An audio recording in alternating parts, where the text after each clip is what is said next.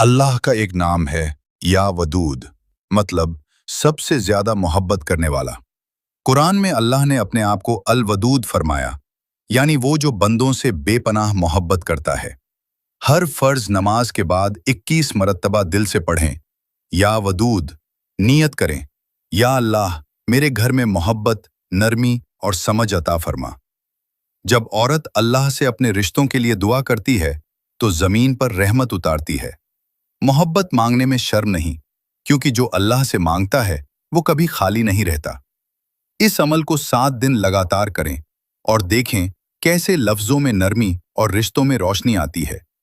शायद तुम चुप हो, शायद तुम टूट रही हो, लेकिन याद रखो, जब एक औरत सजदे में या वदूद कहती है तो जमीन पर खामोशी होती है, मगर अर्श पर फैसला लिखा जा रहा होता है।